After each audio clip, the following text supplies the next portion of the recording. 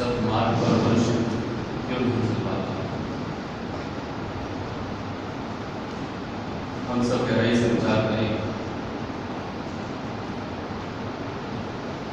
जो भी जहाँ पर भी सत्संग में मनुष्य आते हैं और जाते हैं या सत्संग में श्रवण करते हैं, उनमें ऐसा कोई नहीं होता जो सतमार्ग पर चलने की कोशिश ना करे। ये अलग की बात है कि सतमार्ग में किसी की गति तीव्र होती है या किसी की गति मंद, परंतु हर कोई मनुष्य नर हो या नारी वो कोशिश यही करता है कि मैं सतमार्ग पर चलूं, अपनी अपनी समझ कर। लेकिन अपना अपना आकलन यदि हम करें तो हमें पता चलता है कि हम कहीं ना कहीं अपने ही सतमार्ग में फेलियर्स हैं, असफल हैं।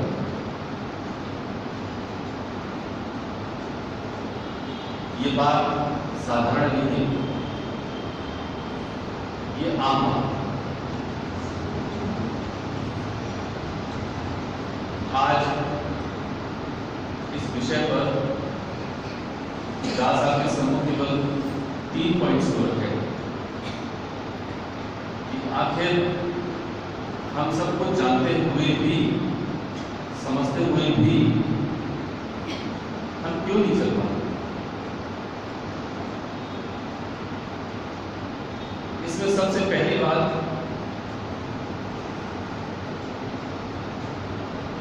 वो ये कि जब भगवान कृष्ण ने अर्जुन को एक संदेश दिया, जब उसको भ्रम हो गया, तब सबसे पहले एक धारणा थी अर्जुन की, उस धारणा को उन्होंने खत्म करने की कोशिश की भगवान कृष्ण।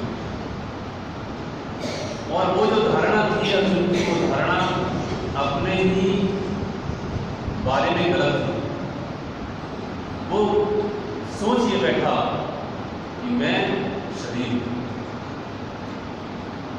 आध्यात्म शुरू ही यही से होता है कि मैं शरीर नहीं,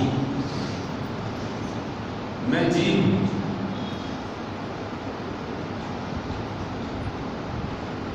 जब तक ये सोच किसी के अंतर्मन से नहीं चल रही होती तो उसके सारे निर्णय वहीं से गलत होने लगते हैं। ये बिल्कुल सही है। वरना दूसरे अध्याय में भगवान कृष्ण को अर्जुन के लिए ये सब कुछ नहीं समझा। तन से परे इंद्रिय विकार, इंद्रिय परे मन विस्तार, मन से परे बुद्धि ठहराई, बुद्धि परे रतन सुतन। महाराज जी ने बड़े सरल शब्दों में कहा। भगवान कृष्ण इसी बात को श्लोक में कहते हैं, इंद्रियाणि प्राणियां इंद्रियों परम मनसा तू परा बुद्धि या बुद्धि प्रताप। अर्थात सबसे सूक्ष्म तेरी देह है, जिसको तू समझ रहा है, जिसको तूने अपना स्वरूप समझ लिया। लेकिन इससे परे अर्थात इससे सूक्ष्म भी तेरी इंद्रिय, तन से परे इंद्रिय विकार, इंद्रिय परे मन विस्तार, मन से भी सूक्ष्म बुद्धि है और बुद्धि से भी सूक्ष्म वो परम तत्व अर्थात आत्मा। ये बात अर्जुन को समझाने के लिए दूसरे अध्याय में ही भगवान कृष्ण ने ये बात बहुत विवरण करके समझाया। तो हम इस बात को भूल जाते हैं कि सही मायने में संसार क्या है, शरीर क्या है, जीव क्या है। और हमारे गुरुदेव की एक पुस्तक है, गुरुदेव ने कहा जो दो प्रश्न उत्तर शिष्यों ने गुरुदेव से पूछे, उन सभी प्रश्नों के उत्तर इस पुस्तक में संकलित है। और इसका पहला चैप्टर ही यही है संसार, शरीर, जीव और ईश्वर का स्वरूप। ग्रंथ समता विलास में सबसे पहला अध्याय समता निधान है। महर्षि रमण जब किसी प्रश्न का उत्तर देते हैं या जब किसी बात को समझाने की कोशिश करते हैं तो सबसे पहले उनका आधार यही होता है, तुम कौन हो। एक बार एक प्रेमी एक शिष्य उनके पास आया और उसने कहा, महाराज जी, स्वामी जी, इंग्लैंड में बड़ा भोगभाग, लोग बड़ा अनाचार, व्यभिचार, गलत तरीके से जीवन को व्यतीत कर रहे हैं। मेरी बड़ी इच्छा है आप वहां पर चलें और कुछ काल के लिए, कुछ समय के लिए, कुछ वक्त के लिए आप वहां पर जब विचार दोगे तो वो जो वहां का भोगभाग है तो दूर हो।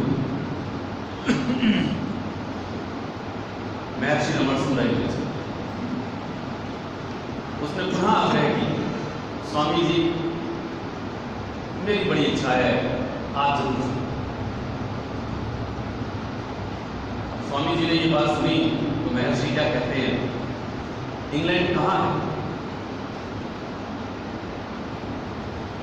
उस व्यक्ति ने साधारण सा प्रश्न समझ करके, जिस प्रकार एक विश्व के नक्शे में इंग्लैंड के लिए बताया जाता है कि इंग्लैंड वहां है, महर्षि फिर कहते हैं, नहीं, फिर बताओ इंग्लैंड कहाँ है? सीधे साधारण शब्दों में कहते हैं। अब महर्षि तीसरी बात पूछते नहीं है इंग्लैंड कहाँ है, फिर वो कहते हैं इंग्लैंड, उसके हृदय में, हृदय की ओर इशारा करते हुए कहते हैं इंग्लैंड यहाँ है। तो कहते हैं मतलब? वो कहते हैं इंग्लैंड तुम्हारे मन में है, इंग्लैंड कहीं नहीं है।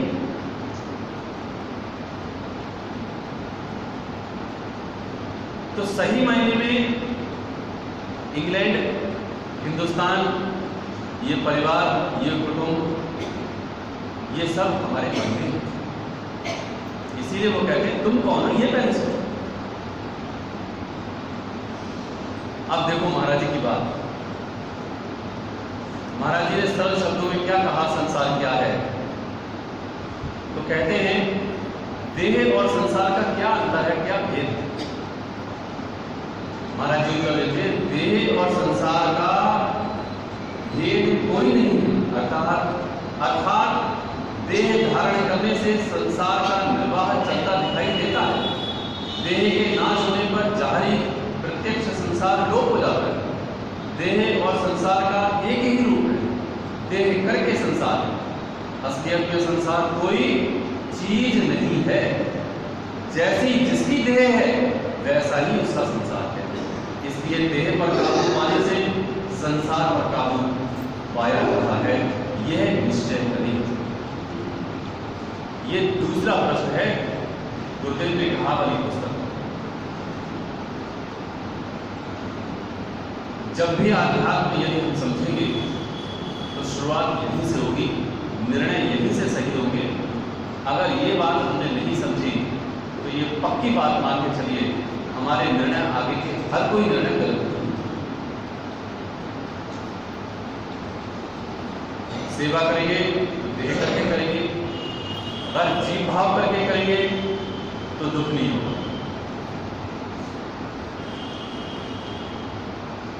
तब ये लाइन याद आएगी, नेकी कर और दरिया में, वरना दरिया में नहीं जाता है। सत्संग सुनेगा तो जीव भाव करके मेरा कल्याण है, मैं कौन हूं? तो वो कह रहे हैं कि देह और संसार में कोई भेद नहीं। संसार 5 तत्वों का मिलकर के बना है, पृथ्वी, जल, अग्नि, वायु और आकाश। ये देह भी 5 तत्वों से मिलकर के बनी, पृथ्वी, जल, अग्नि, वायु और आकाश। तो इस संसार में और इस देह में फर्क होगा कैसे? एक ही है।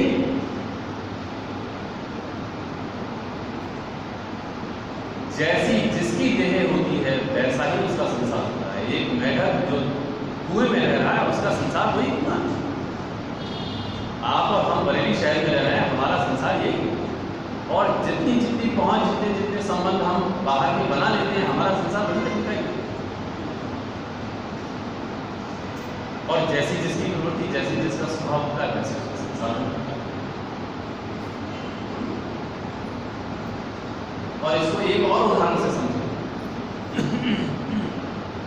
जब हम रात को स्वप्न देखते हैं, अपनी ही चारपाई पर लेट जाते हैं, आंखें बंद करते हैं, धीरे धीरे नींद आती है, नींद आकर के स्वप्न भी आ जाता है। स्वप्न में हमारा एक नया संसार होता है। मेरी देह होती है, उसमें न जाने कितने लोग होते हैं।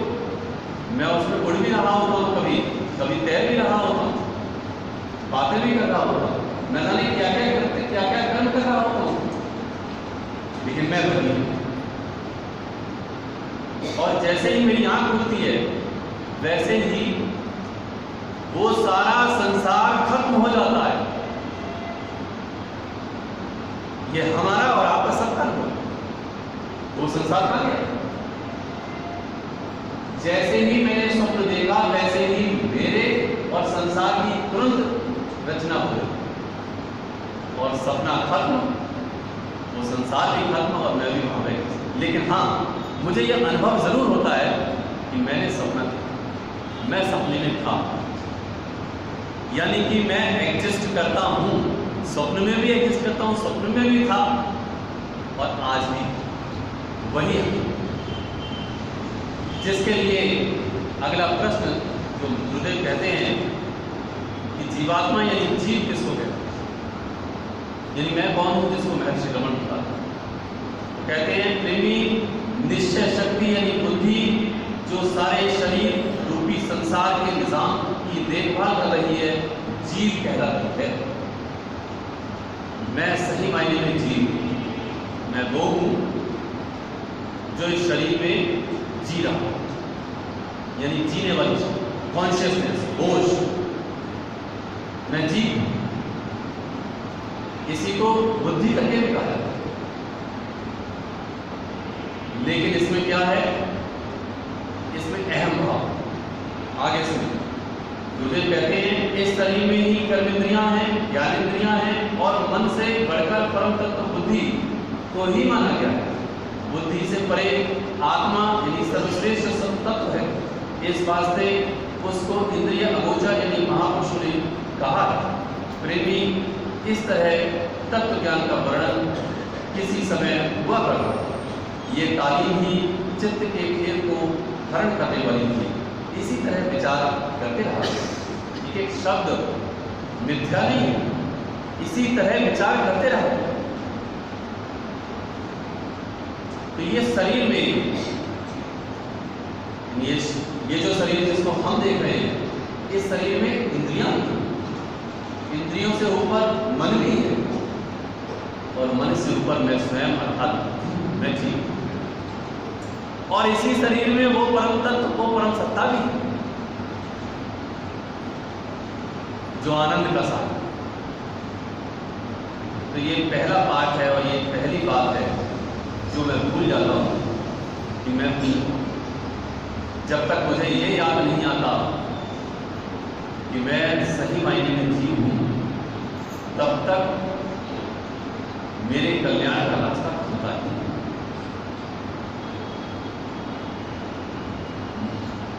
मैं यदि अपने शरीर को सब कुछ मानता हूं, तब तक मेरे सब कुछ संसार में है मौजूद, और मैं बनाने की कोशिश करता हूं।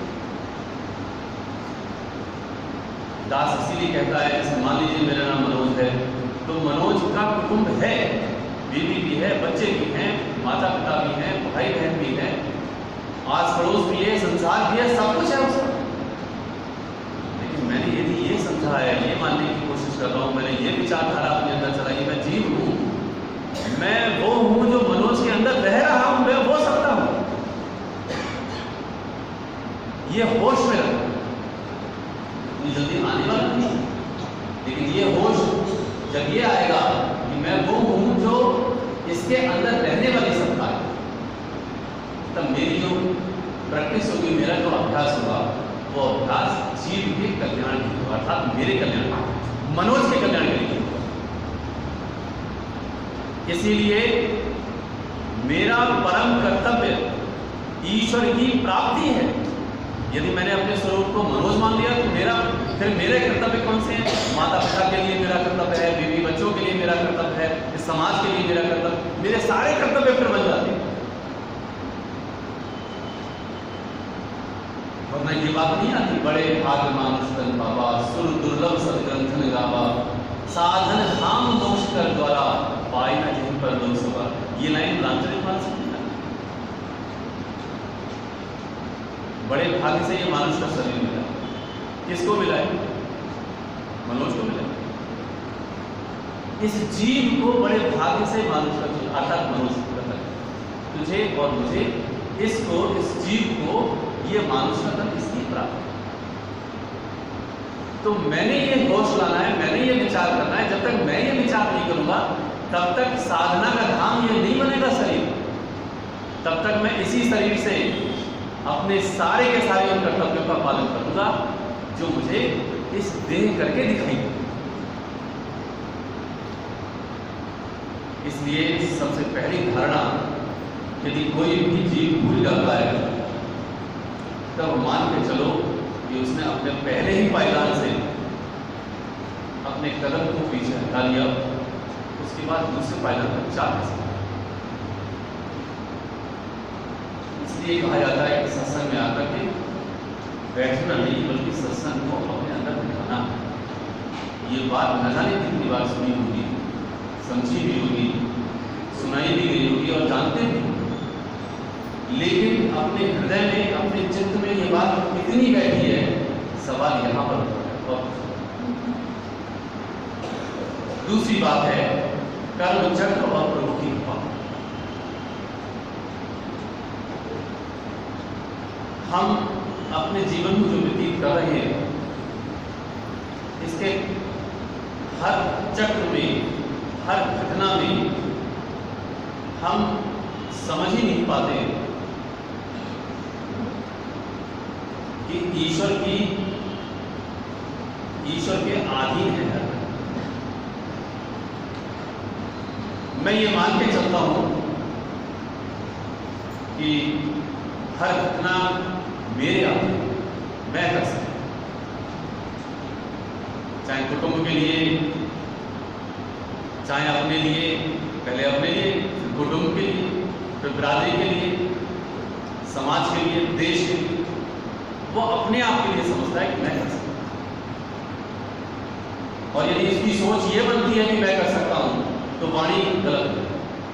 और वाणी कह रही है होना है सो हो रहा, प्रभु की आज्ञा मानी, आगे पीछे ना कर सके, तिल भर तिस भर।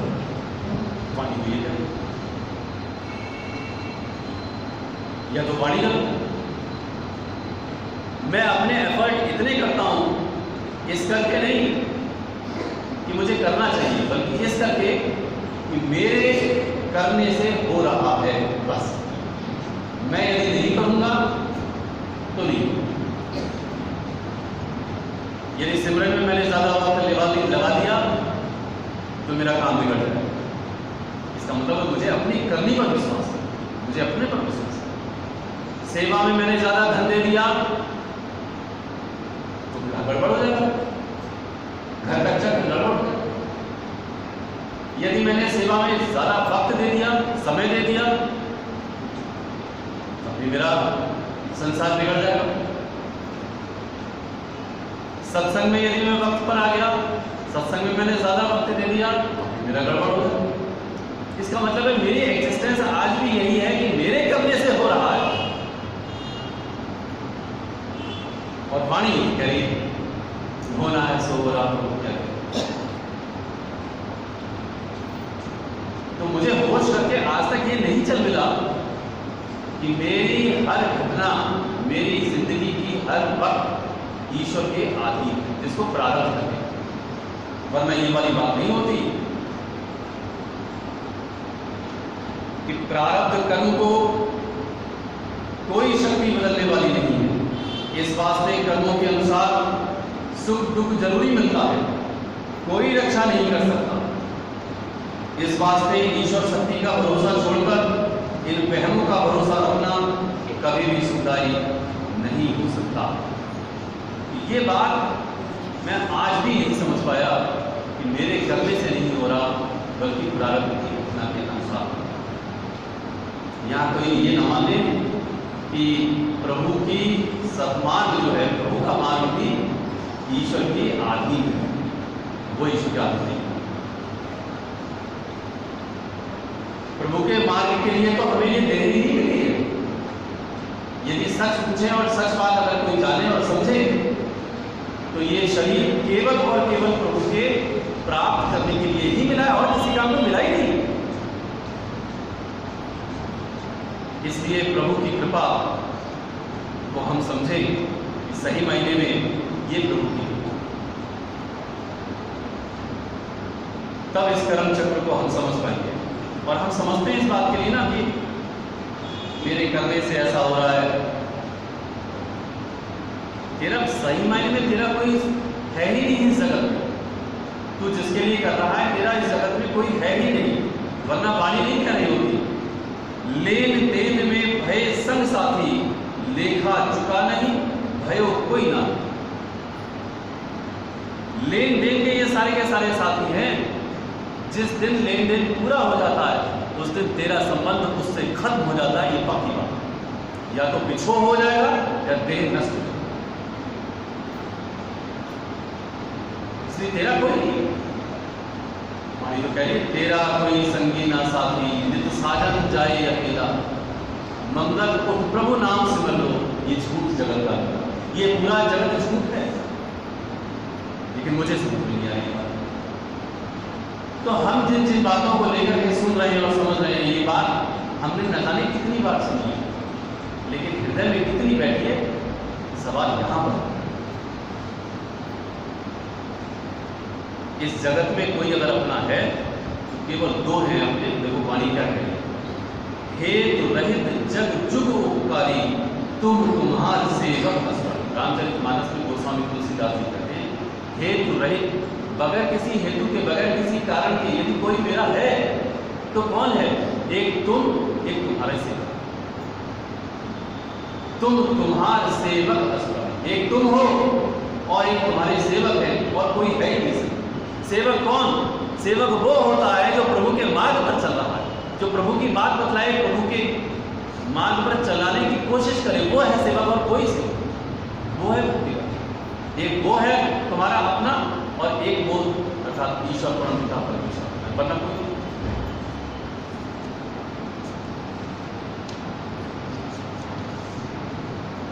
एक बार एक प्रेमी ने गुरुदेव के सम्मुख बैठ करके अपना संशय व्यक्त किया, लेकिन मुख से नहीं। कैसे? ये लाइन भी आपने सुनी। तब महाराज जी ने उस प्रेमी को उत्तर दिया था, प्रेमी जी, जिस वक्त गुरु को अंदर में अनुभव करोगे, तब गुरु का असली रूप समझ में आएगा। प्रेमी जी, जिस वक्त गुरु को अंदर में अनुभव करोगे, तब गुरु का असली रूप समझ में आएगा। अभी तो इस खल्लड़ अर्थात शरीर को तुमने अपना गुरु समझ रखा है। अभी तो इस खल्लड़ को अर्थात इस शरीर को तुमने अपना गुरु समझ रखा है। उस समय तुम्हें विस्मय का अनुभव हो, तू यही सोचता रहेगा मैंने समझा क्या था, और ये निकला है। तेरा रोम रोम गुरु को धन्यवाद देगा।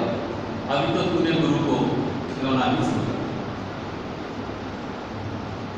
बड़े लोग आसान की बात करते हैं, आसानी की, चुटकियों की बात करते हैं, आसान की बात, आसानी से धर्म मार्ग पर चलने की बात करते हैं। यूं ही नहीं कहा कहा महाराज जी ने, ये दुधारी तलवार है।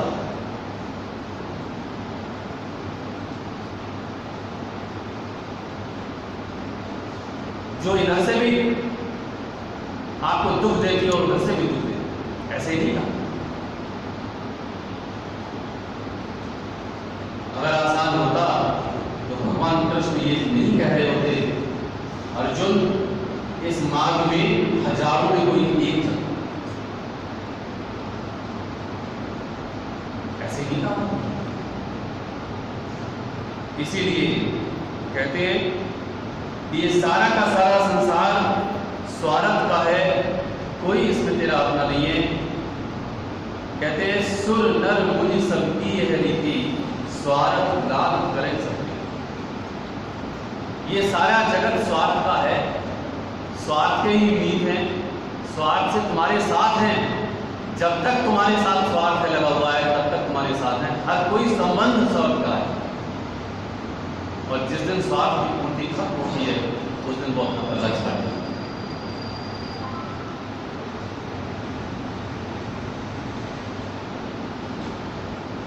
यदि स्वार्थ के ये मीत नहीं होते, वाणी नहीं कह रही होती स्वार्थ मीत सकल जग मानी, सपने प्रभु परमात्मा। ये वाणी क्यों कह रही? स्वार्थ मीत सकल जग मानी, सारे जगत में सब स्वार्थ के ही मीत है। सपने हो प्रभु परमार्थ नहीं, हे प्रभु स्वप्न में भी किसी के मन में परमार्थ, एक तुम्हारे सेवक के अतिरिक्त किसी के मन में भी तुम्हारे लिए, तुम्हारे प्रति निस्वार्थ भावना हो तो। लेकिन वाणी की बात ये हमको समझ नहीं है, ये बड़ा कठिन बात है। ये मुझे समझ आ जाए कि सही मायने में ये जो वाणी कह रही है, ये जो शास्त्र कह रही है, सच है। जैसे जैसे ये जीव अंतर्मन से इन बातों का अवलोकन करते हुए निश्चय कर लेता है, वैसे वैसे उसका जो मन है वो प्रभु के, परमात्मा के चरणों में उतना ही दृढ़ होता है। वो हर वक्त प्रभु को याद करता है, उसको रातों नींद नहीं आती। यही कहा जाता है उनको नींद नहीं आती। वो केवल प्रभु को बैठ करके याद करता है कि हे प्रभु तू मुझ पर कृपा, और वो कृपा करता है। तब उसको ये शिकायत नहीं होती मन नहीं लगता भगवान के, तब उसको ये शिकायत नहीं होती सत्संग में वक्त पर नहीं आता, सेवा में वो पैसे नहीं दे पाता, सत्य पर वो कैसे चल पाए, ये उसकी शिकायत नहीं। उसकी केवल एक ही शिकायत होती है, हे प्रभु तू इस झंझट से, संसार के झंझट से मुझको दूर कर ले। जब सब सो जाए तो तू अपनी याद में मशगूल कर। जब सुबह हो या शाम, दिन हो या रात, तब वो कहता है उठत बैठत प्रण एको धारी, एक पलक न विसरे सतगुरु। तब सिमरन ही सिमरन, सेवा ही सेवा करता है, अपने सुखों को दूसरों के दुखों में अर्पित कर देता है, खुद दुख सहता है और दूसरों को सुख देता है। तब वो शिकायत नहीं करता, किसी की बदनामी नहीं करता, किसी से ईर्ष्या नहीं करता, किसी की बुराई नहीं करता। वो केवल एक काम करता, क्योंकि चालबाजी इस जीव की कभी भी खत्म नहीं होती। मक्कारी इतनी है इस जीव की कि वो अपने ही मन से न जाने कितनी मक्कारियों को करता रहता है और मन को समझा देता है, बुद्धि समझ जाती है। बुद्धि निर्णय करती है क्या खाना है क्या नहीं खाना है। विवेक ये बात बतलाता है क्या करना चाहिए क्या नहीं करना चाहिए, कौन तेरा अपना है और कौन तेरा अपना है। लेकिन यही मन इतना चालाक है, इतना मक्कार है कि वो सब को छोड़ करके असत को अपना ही, और वो सारे के सारे वेज एंड मीन्स अर्थात अपनी तर्क, अपनी बातों को इस तरह से घुमाता है ये मन कि बुद्धि उस बात को स्वीकार कर ही, अर्थात बुद्धि में भ्रम हो ही करता। इसलिए कहा जाता है रंग लागत लागत लागत है, भ्रम भागत भागत भागत। इसलिए दीर्घ काल करिए सत्संगा, कमाई होई सब सत्संग। ये एक बात का विषय नहीं हुआ। बार बार जब सत्संग में सुना जाता है, समझा जाता है, अपने अंदर चित्त में बिठाया जाता है, अपने अंदर एक एक बात को यहाँ से गांठ बांध करके जब ये जीव लेकर के जाता है, तब अगले संडे में आकर के फिर ये विचार करता है, अवलोकन करता है, आखिर मेरी सफलता कितनी हुई, मैं कितना सफल, मैंने कितनी प्रभु की उपासना की, मैंने कितनी सेवा की, मैंने कितना दूसरों का दिल ना दुखने से अर्थात मैंने सुख पहुंचाया। तब तो सोचता यहाँ बैठ करके यदि मैंने केवल इतना ही सोचा, इतना ही समझा कि मेरी ड्यूटी पूरी हो गई, मैं संघ संतावाद का एक सदस्य हूँ, मैंने सत्संग को ज्वाइन कर लिया, मैं सत्संग में आ गया और मेरी बात खत्म हो गई। बात बनने वाली वाणी में आया है कि अगर पत्थर को भी, पाथर को भी जल में वर्षों तक, सदियों तक उसको लो करके रखो और जिस दिन लास्ट में आखिरी दिन निकालेंगे तो वो सूखे सूखा नखा सूखे।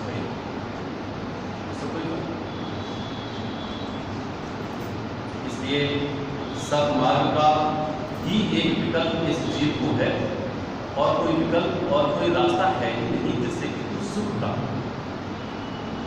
और कोई रास्ता है जिसको चैन करने, सुख शब्द भी गलत हो जाएगा क्योंकि सुख का दुख होता है। इस जीव को यदि सही मायने में आनंद भी प्राप्त होगा, यदि सही मायने में उसका सही रास्ता है तो केवल एक सत्मार्ग है और कोई है नहीं। इसलिए इस विचार को गहराई से समझें, विचार करें और अपने अंदर दृढ़ करें ताकि हमारे जीवन की जो सत्मार्ग है वो सफल हो सके। ओम ब्रह्म सत्यम सत्य। आज के सत्संग में दूसरा